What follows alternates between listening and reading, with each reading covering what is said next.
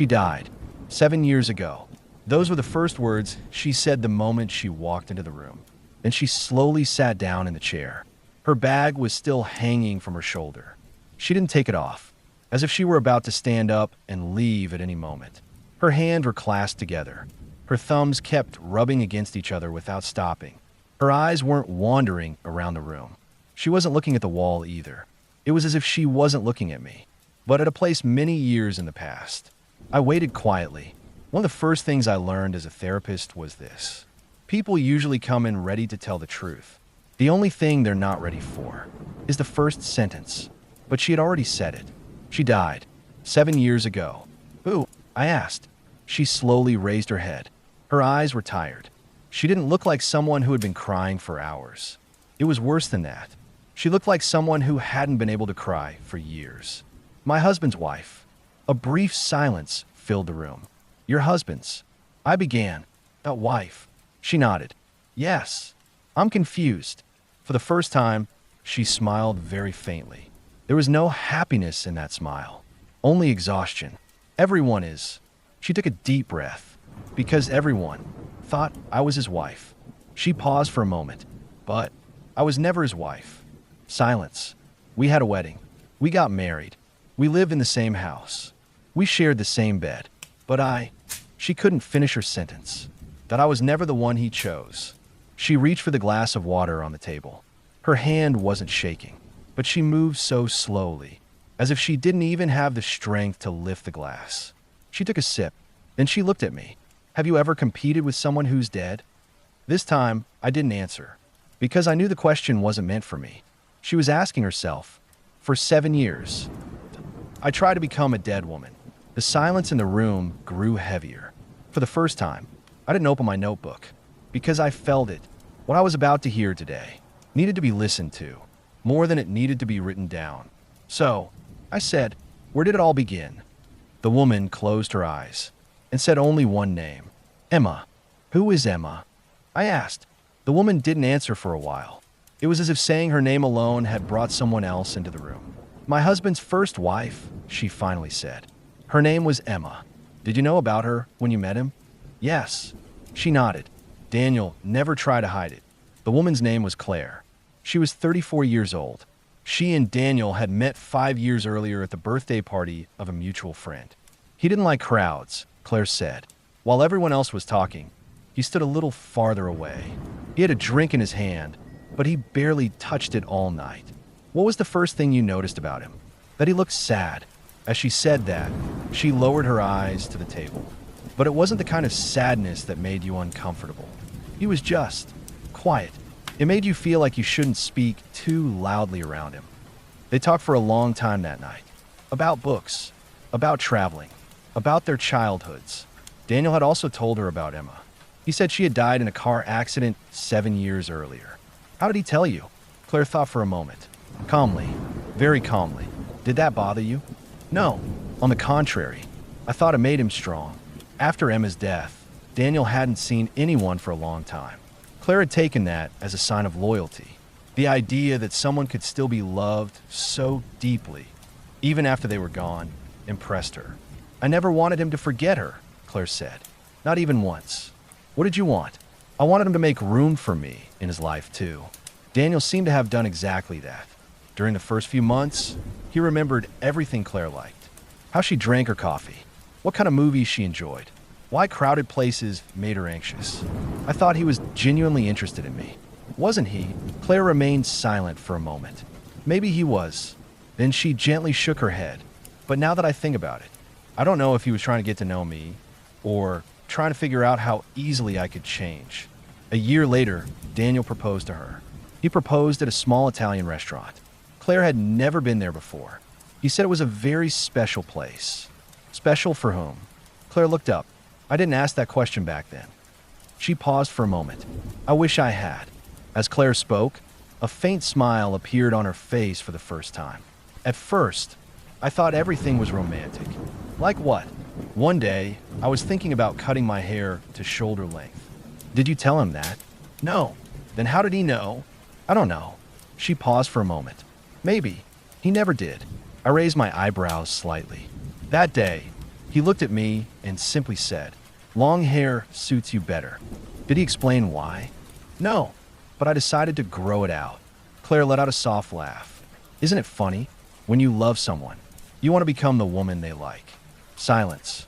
I thought that was normal. A few months later, it was my birthday. Daniel handed me a small box. Inside was an elegant perfume, white jasmine. I loved it the moment I smelled it. What did Daniel say? Claire answered without even thinking. "This scent will suit you beautifully."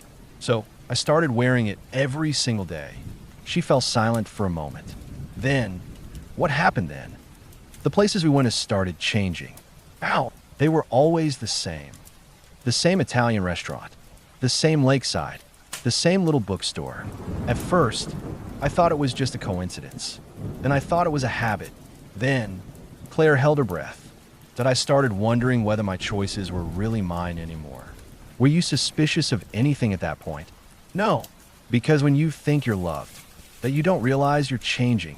She gently played with the glass on the table. You know, James, if someone had told me that day, "You're slowly stopping being yourself," then I would have laughed at them. I nodded slightly. So, when was the first time you truly stopped and thought about it? Claire turned her eyes toward the window. A long silence followed. Then she spoke very slowly. "The day we moved. Into a new house?" "No, the old house." "The old house?" I asked. Claire nodded. Daniel hadn't been there in years. "Where?" "The house he'd share with Emma." Silence. One day, the real estate agent called.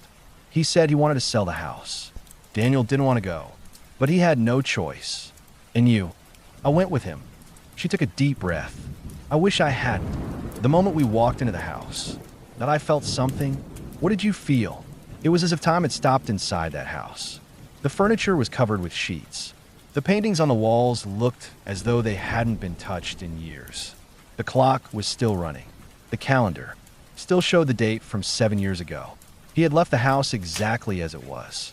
Yes, he hadn't changed a single thing. Daniel barely spoke as he walked from room to room. It was as if he wasn't walking through a house.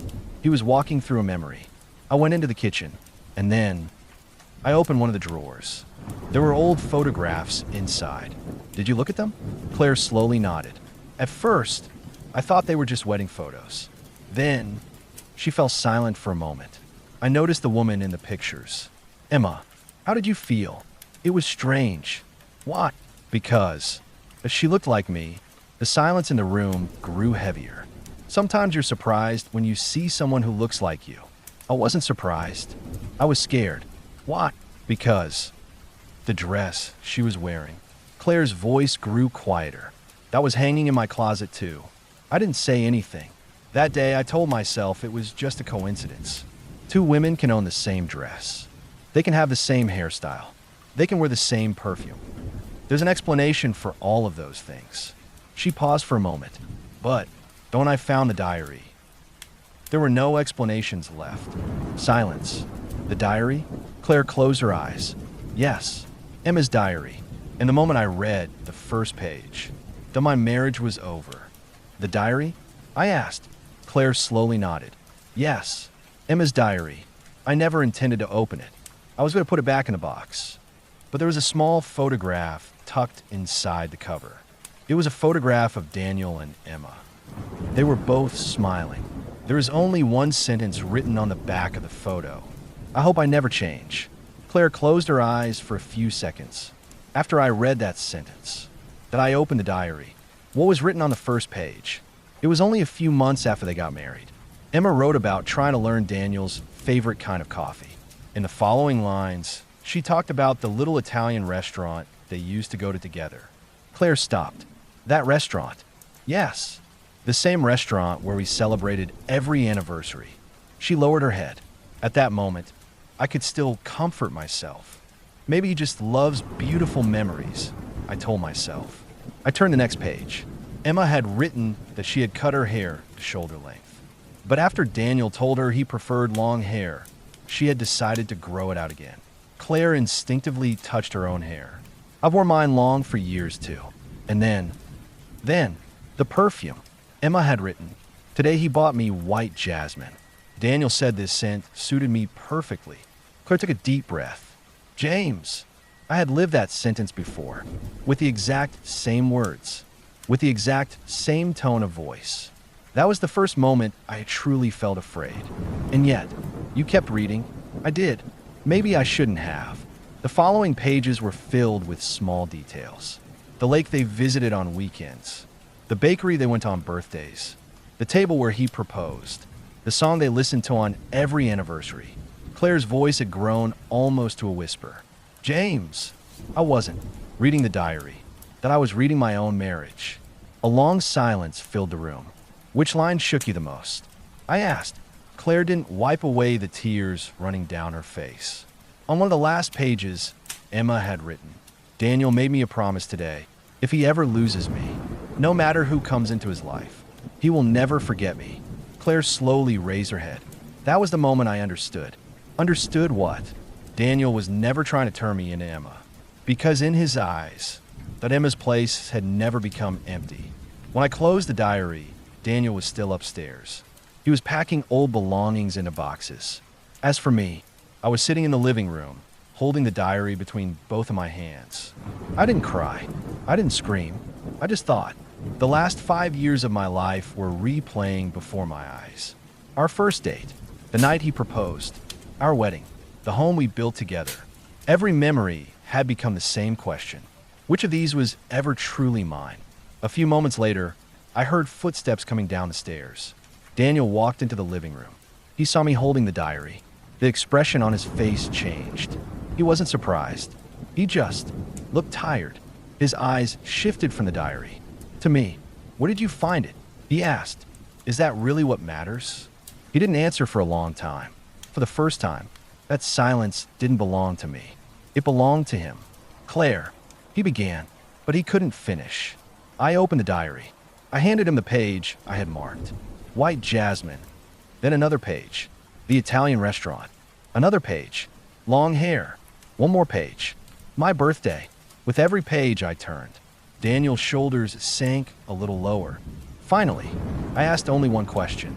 Did you love me? A long silence filled the room. Daniel didn't answer right away. And somehow, that was the part that hurt the most. Because in that silence, I'd already heard the answer. Then he spoke, very slowly. I loved you, but he lowered his head. I was never fair to you. What? Every time I walked into this house, that I felt Emma's absence. And without you realizing it, that I was trying to fill that emptiness. I never wanted you to become Emma, but I kept leading you toward everything that reminded me of her. Claire closed her eyes. Did you do it consciously?